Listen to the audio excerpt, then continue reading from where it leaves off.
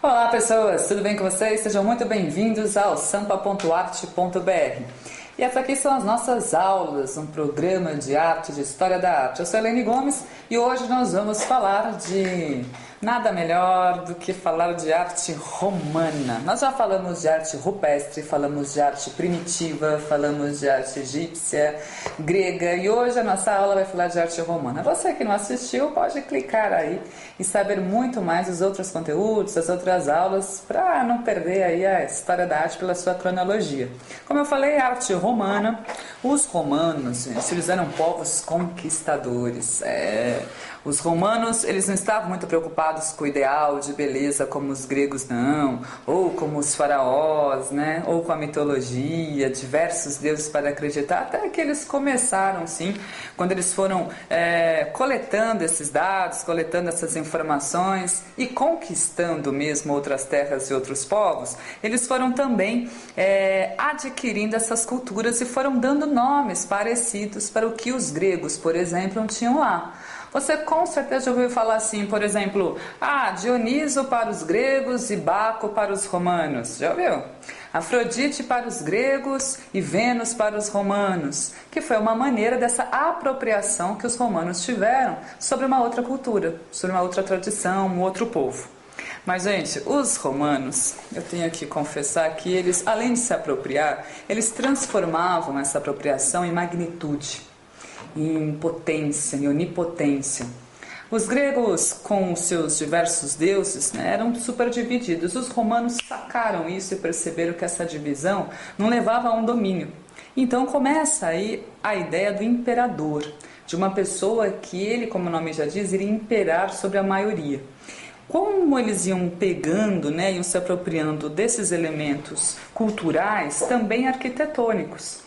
Então, por exemplo, a gente viu lá na arte grega os capitéis, as colunas, as bases, os fustes, que é o corpo da coluna.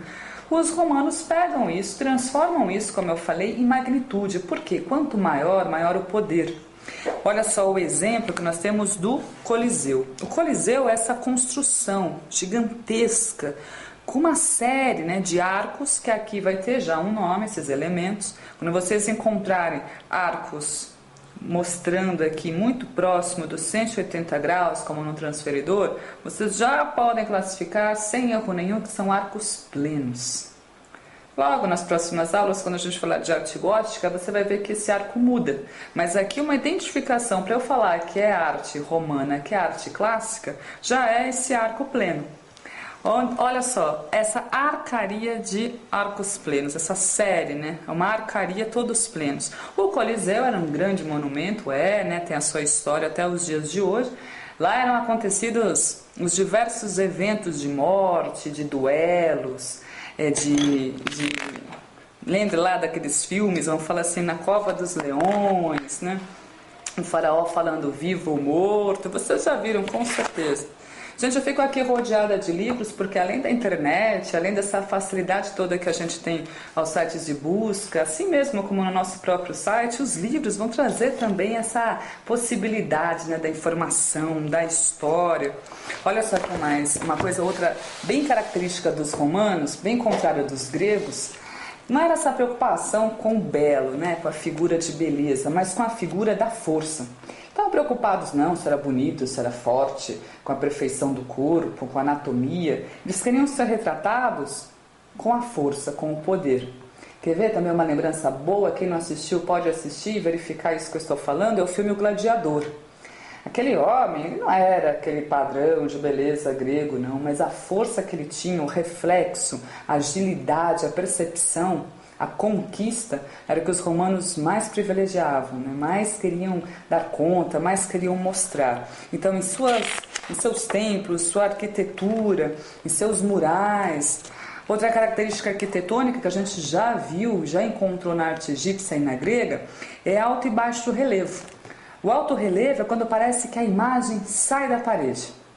E o baixo relevo é quando parece que ela entra na parede. Percebam isso.